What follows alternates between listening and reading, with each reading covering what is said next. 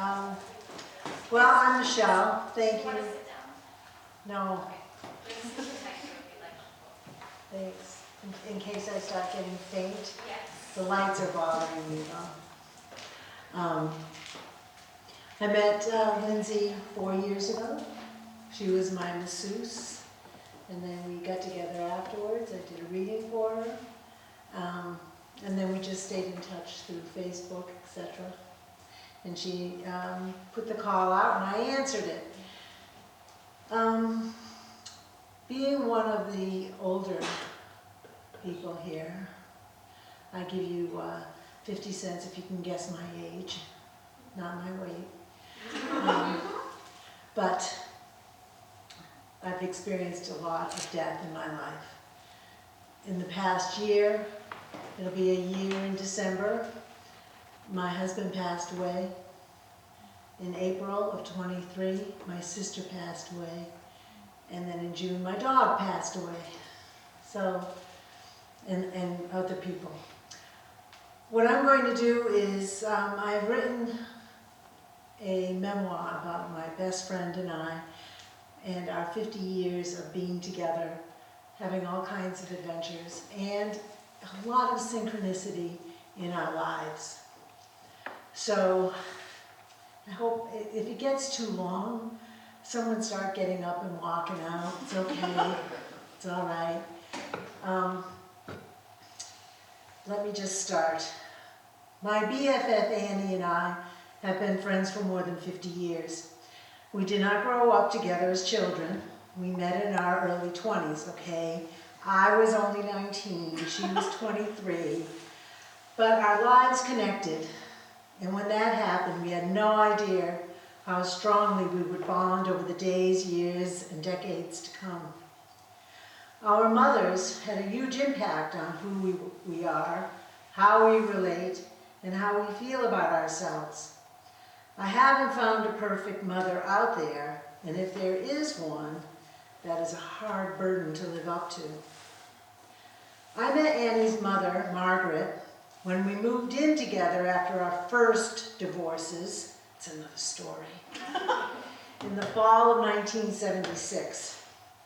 Annie and I each had 2 young children, and we would visit Margaret and her husband Jim at their home in Sutton so the kids could run and play outside. Margaret was a beautiful woman. Her red hair bellowed, her vibrant personality. I liked her. I wasn't sure she really liked me, but she was polite and kind. In 2002, Margaret was at the end of her physical life. She was on hospice at Annie and Pat's home, husband number 3, in Shrewsbury. It was very sad, but the time her family had to care for her and share with her was precious. Margaret had mouth cancer, which was terribly painful, and after many surgeries made it hard for her to eat and speak. She needed 24-hour care, and everyone pitched in. I was traveling for work at the time, so it was hard for me to be part of the regular schedule of caring for her. One day I got a call from Annie. She said, "My mom wants you to cut her hair." I said, "Really? You are kidding." Annie replied, "Nope." I told her she needed a haircut, and she said, or wrote, that she would only let Michelle cut it. I asked if Michelle was her hairdresser, and she replied, "No, I want your friend Michelle to cut my hair." Annie tried to talk her out of it, but she refused anyone else. Annie was as surprised as I was. My hair-cutting adventures have not been widely praised. I am not a hairdresser. I had never cut Margaret's hair before, or any other adult's hair before. The first time I used a pair of clippers to shave my son Matt's hair, he ended up looking like he was on chemo.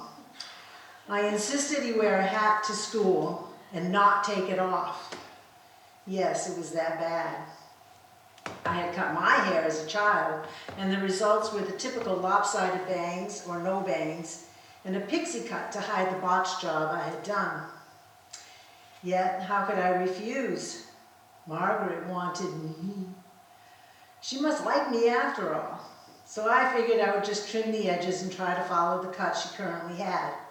Luckily, Margaret wore her hair short, and since the only people to see her at this point were her family and medical people, it would be okay. I wanted to make her happy. I arrived, and Annie had a brush, comb, and sharp scissors ready for me. I used a spray bottle to wet her hair and sat on the bed next to her and talked to her as I snipped away. She held a mirror in her hands to watch what I was doing, and since she didn't use it to swipe at me, I figured I was doing okay. The haircut was a success. I won't say it was professional, but it was okay. It was her last haircut, and I treasure this memory. I now realize it was Margaret's way of spending some time with me. How precious. As Margaret's time to transition approached, Annie called the family to be by their beloved mother and grandmother's side. The last who arrived was Tom, Annie's oldest son. Annie sat by her mother and gently told her it was okay to leave, as everyone would be all right. She asked if her mom could see her husband, Jim, her parents, and others who passed before her. Margaret nodded her head yes, and quietly passed on. The silence in the room was interrupted by quiet tears and the rustle of fabric as everyone hugged. The ever-practical Tom asked, "Mom, what happens now?" Annie looked at him and said, "Since you were the last one here, you will need to bring Nana to the funeral parlor." Tom nearly passed out. His mouth hung open, his face turned white, and he tried to speak, but nothing came out. Annie then said, "Tom, I am kidding." 10 years later, in 2012, my mom, Marie, decided it was her time to die. She was tired and was happy with the life she had lived. She was suffering from end-stage congestive heart failure. She stopped eating and went into hospice care at a local facility. Annie came to visit her the second day Marie was in hospice. As Annie and Marie were visiting, Monsignor Rocco, and does anybody know who Monsignor Rocco is? Good. Our parish priest entered the room with an air of pomp and circumstance, his hands filled with the tools of the trade, Bible, holy water, holy oils, and his stole. He was ready to administer the sacrament of the sick, and Mom signaled Annie to come close. Annie bent over to listen. Marie said, "Get rid of the priest. I don't want him here." Annie stood up in surprise. She thought to herself, Marie is such a devout Catholic. I can't believe she doesn't want the priest here. She looked at Marie, who shot her one of her famous meme looks. You might know this look. Eyes narrowed, shooting darts at you. Mouth pursed in a tight circle, ready to spit. Annie got the message. She went over to Monsignor Rocco and said very quietly, "Marie is not feeling well at all right now. I think it would be better if you left." Monsignor Rocco replied, "I will just say a prayer before I go." Marie glared at Annie. Annie said to Monsignor Rocco, "I think it's best if you leave now." He left quite dazed and confused. Marie started to giggle and then laughed at the sight of the priest leaving in shock. Annie, to this day, seems to think she will go to hell for doing this. I assured her she would be going to hell for much more than that. My mom was happy that Monsignor Rocco was gone, and she smiled and went to sleep. Who knows why she didn't want Monsignor Rocco there? I have a few guesses. What comes to mind first is she didn't want to be cured. Her belief in prayer was so strong, she would have believed that Monsignor Rocco, giving her the sacrament of the sick, might keep her alive, and she was determined to die. Or she just didn't like Monsignor Rocco. We will have to wait until we meet her again in the afterlife to find out. Annie was always unsure of how my mother felt about her. At that moment, she knew my mom trusted and loved her. I have the husband stories. Do you want to hear those? Yes. Well, this is the end of my mother's story. My brother Chris and his wife Joanne, with myself and my husband Bob, were sitting with Mom the morning of June 30th, 2012. Mom was heavily sedated and not conscious, or so we believe. The staff had just cleaned her, and the nurse said Mom had very little time left, like minutes, or maybe an hour. I called my sister Lynn to tell her and see where she was. She had to get here quickly to be with Mom. When I reached Lynn, she said she had decided to attend a horse show her daughter, my niece, was in, and she was now on her way. She wanted to know why I didn't call her earlier. She would be there in an hour. This wasn't going to go well. I whispered to my mom, "Mom, please, wait for Lynn." Minutes later, our mother took her last breath. Lynn was not there. We sat quietly, cried, told stories, and waited. My sister stormed into the room, looked at us, looked at Mom, and threw herself on top of our mother. She sobbed and sobbed. She glared at me like I was the one who kept her away. I let it go. Grief sometimes needs a bad guy, and I knew I was about to play that part. I realized my mom did not want all the drama my sister would bring to her passing. Mom wanted peace and quiet. She went on her own terms. My sister did finally say to me about 3 months after Mom's death, "I am happy Mom had her best friend with her when she passed. Thank you." This one's hard. On Easter Sunday, April 9th, 2023, 46 years to the day that my brother died, I stood by the hospice bed where my sweet sister Lynn was lying. She was about to lose her 2-year battle with cholangiocarcinoma. It took me a long time to be able to say that. I stood by her bed talking to her, soul to soul, and told her I would come back later. I held her hand. In that moment, she took her last breath. Like our mother, she knew who she wanted by her side: her husband, her best friend, and me.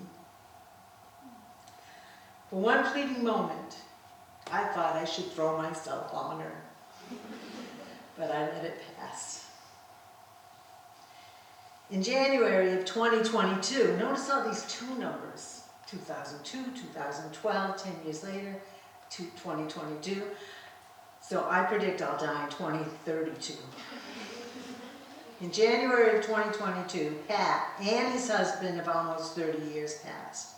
He had been sick for many years, sometimes more than other times. He was taken within days of being in the hospital, and he was and is devastated. Yet, like the boy who cried wolf, Pat had been near death in his own mind so many times, she was shocked he finally did it. Yet even in the worst of times, our stories continue.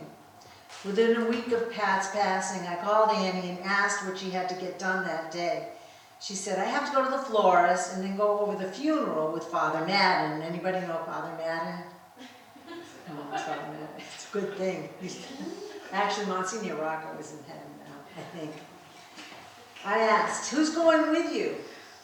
"Morgan, Annie's daughter-in-law, will meet me at the rectory." I responded, "Great. I will pick you up in a few minutes and go with you." "Thanks," she said with a small sigh. We went to the florist and picked out the flowers. This is not as easy as you might think. Decisions about size of bouquets, color, flowers, ribbons with the appropriate message, and more. I could see Annie tire and become overwhelmed. I tried to help, as did the florist. We finally got it done. The next stop was Father Madden. Annie had filled out forms with specific hymns, readings, and the people to do them. As they were going over the agenda, Annie said, okay, after the prayer for the homely, Father Madden, Morgan, and myself all looked up at Annie. Father Madden gently said, do you mean after reading the homily? Without skipping a beat, Annie responded, of course, of course. Morgan and I stifled a giggle. As they were reviewing the flow of the funeral, Father Madden's dog, a pit bull mix, put his nose into my purse, which was sitting open on the floor, and grabbed my spare PB pad. No judgment, people. Women of a certain age and after childbirth are known to have weak bladders. Mine is no exception. I was horrified. There was the dog with his pink, puffy square in his mouth. And when he and I made eye contact, he ran. I jumped up and stumbled after him. Luckily, we were in a small room with the door closed. I caught up with him in the corner as Father Madden asked, what's going on? I muttered as I grabbed the pad out of the dog's mouth. He stole my pee-pee pad and I need it more than he does. Everyone laughed. You have to remember, friends help break the tension. When Pat passed, all 5 of the kids, I have 3 and he has 2, expressed their concern for my husband, Bob. You two are always copying each other. We're worried about Bob. We assured them that all was well. Yet as fate would have it, Bob's health began to fail, and in the fall of 2022, after 16 years of battling congestive heart failure, he decided to go ahead with a double bypass to hopefully give him a few more years. As Bob lay in the hospital bed, he began to talk about people and things he was worried about leaving. We talked about his grown children, and I assured him they would be fine. He asked about my children, and again I said they would be okay. He requested we buy a car for his younger friend Ryan, and I promised. Then he asked, what was I going to do with his closet? I was stumped. This was so out of the blue. I had no response. His closet? He was like a terrier and wouldn't let it go. I finally said I would reconfigure it so I could use it for my shoes. I have lots and lots of shoes, and he settled down. He went into the hospital on October 6, 2022, and never left. He passed on December 14, 2022. Last week, on November 4th, 2023, which would have been Bob's 80th birthday, his ashes were buried. He had wanted the same music played at Aretha Franklin's funeral for his funeral. But we couldn't manage it. So at the graveside, I played this gospel music for Bob. I had the speaker and everything. It was moving. The only issue was I found the music on YouTube, and every now and then an ad would interrupt the singing. I would skip the ad as quickly as possible.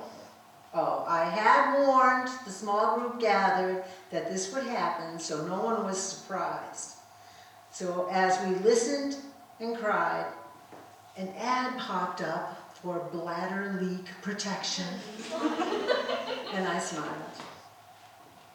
Annie and I had entered 2023 as widows, with a lot of wit, love, wisdom, passion, and humor. Our synchronicity is intact, and we are out to create a new normal filled with adventure. Stay tuned for more. Woo!